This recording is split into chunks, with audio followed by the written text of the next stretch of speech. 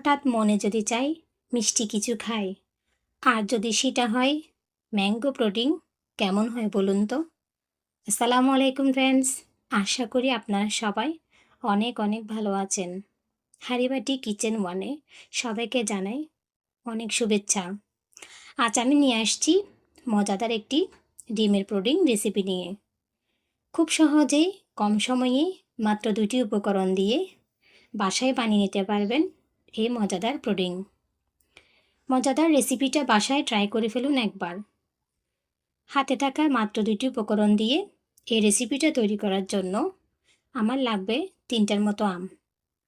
প্রথমে আমগুলো ভালোভাবে ধুয়ে আমি খোসা ছাড়িয়ে নিচ্ছি। এখন যেহেতু আমের সিজন চলছে, কম বেশি সবার বাসায় আম পাওয়া যায়। আমটা একটু ভিন্ন রকমের মজা করে যদি খাওয়া যায় কেমনটা হয় বলুন তো? একটি নাইফের সাহায্যে আমি আমগুলোকে ছোট ছোট করে কেটে নিচ্ছি। সবটা কেটে নিতে হবে। প্রোটিন অনুযায়ী আপনারা আম বাড়িয়ে কমিয়ে নিতে পারেন। এবার আমি ব্লেন্ডার জারে আমগুলো দিয়ে ভালোভাবে ব্লেন্ড করে নিয়েছি। আমার আমগুলোতে যেহেতু কোনো ধরনের আঁশ ছিল না, তাই ছাকার কোনো প্রয়োজন হবে না।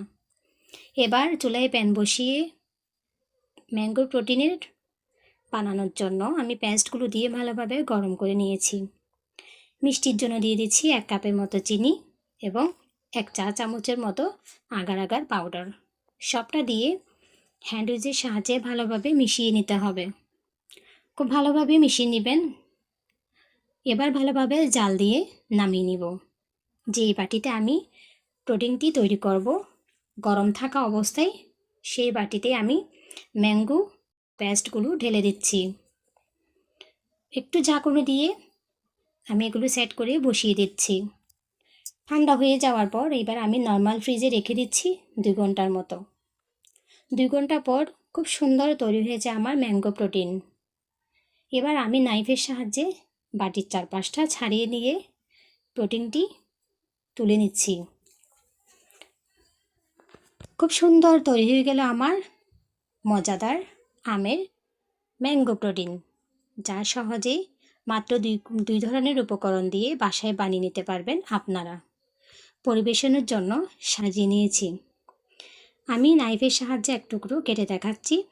কত স্মুথ এবং কত যে টেস্টি হয়েছে বলা বাহুল্য। বাসায় অবশ্যই এই রেসিপিটা ফলো করে নেবেন আপনারা। আমার রেসিপিটা যদি ভালো লেগে থাকে তাহলে অবশ্যই একটি লাইক, কমেন্ট এবং সাবস্ক্রাইব করে দিবেন। সবাই ভালো থাকবেন, সুস্থ থাকবেন। আসসালামু আলাইকুম, আল্লাহ হাফিজ।